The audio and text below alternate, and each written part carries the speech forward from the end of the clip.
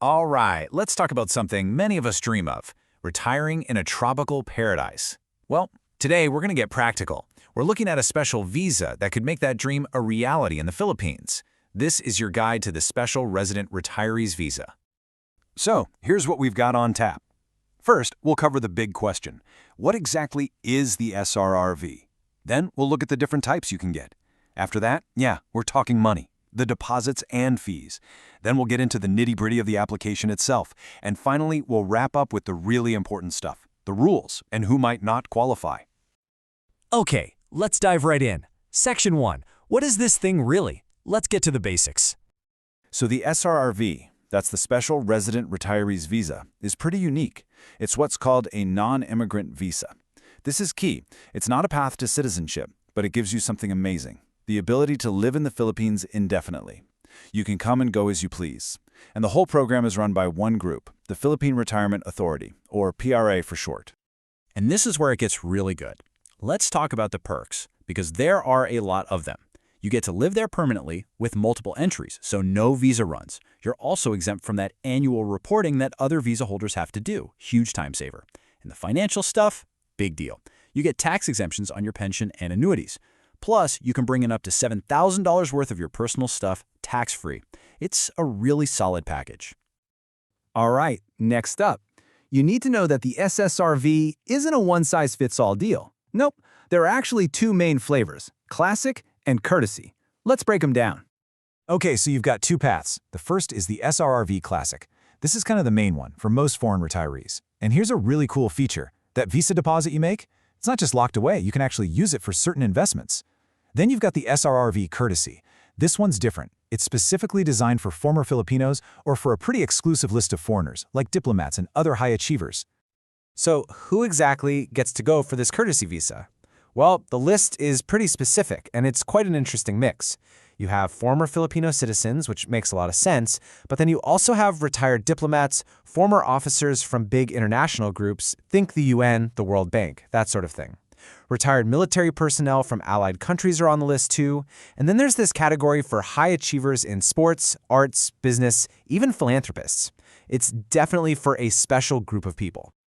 Okay, time to talk about the part everyone's waiting for, the money. Let's get into the financials, breaking down exactly what you'll need to deposit and what the fees look like. So for the Classic Visa, the amount you need to deposit really depends on two things, your age and if you have a guaranteed pension coming in. Let's look at this. If you're 50 or over and you've got that pension, it's $10,000. No pension, it doubles to $20,000. And if you're a bit younger, in that 40 to 49 age bracket, you can see the deposits are a little higher. Now check this out. When we look at the Courtesy Visa, wow, the difference is just huge. For a qualified foreigner over 50, we're talking a deposit of only $1,500. That's it. And for former Filipinos, it's even less. This just goes to show you, this visa is really a gesture of goodwill, a way to welcome back people with roots in the country or those who've had distinguished careers. Okay, so if you're going the pensioner route to get that lower deposit, you have to prove your income, right? So for the SRRV Classic, you need to show at least $800 a month if you're single, or $1,000 if you're a family. For the Courtesy Visa, it's $1,000 a month, period. But here's the part you can't mess up. All your pension documents have to be officially, legally certified. That means apostilled or authenticated. No photocopies from your desk drawer. Now, the deposit isn't the only cost. There are also annual fees to keep the visa active. For the Classic, you're looking at $360 a year. That covers you and 2 dependents. But again, look at the Courtesy Visa. It's only $100 a year for foreigners and just $50 for former Filipinos. And adding extra family members is super cheap. The savings really add up over time.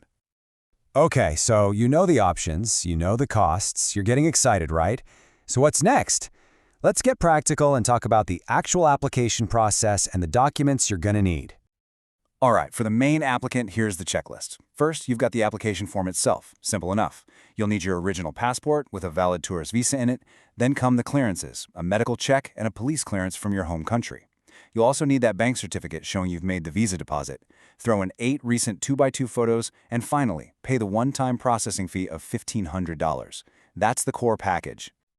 And if you're bringing your spouse or kids along, they'll need most of the same stuff. The form, passport, medical check, photos. If they're over 18, they'll need a police clearance too. But the big one here is proof of relationship. You'll need an official marriage or birth certificate. And just like the pension docs, it has to be apostilled or authenticated. This is non-negotiable. And keep in mind, there's a $300 processing fee for each dependent. And now for our last section, and folks, this is one you really need to pay attention to. It's all about the rules and, more importantly, the disqualifications. So, before you get too far down the road, let's make sure you're actually eligible. The PRA is super clear about who is not qualified. First, a very specific one. Anyone working for or operating what are known as POGOs. That's the Philippine Offshore Gaming Operators. If that's you, this visa is not an option. After that, it's the stuff you'd probably expect. You can't have a serious contagious disease, and you can't have a criminal record. And of course, if you just don't meet all the other requirements we've talked about, that's a disqualification too. So there you have it. That's the Philippine Special Resident Retirees Visa in a nutshell. We've gone through the amazing benefits, the different options, the nitty-gritty of the costs, and the paperwork. It's a clear, structured path for anyone who's serious about retiring in the Philippines. So the only question left to ask is the one for you to answer. Could this be the visa that completely redefines your retirement?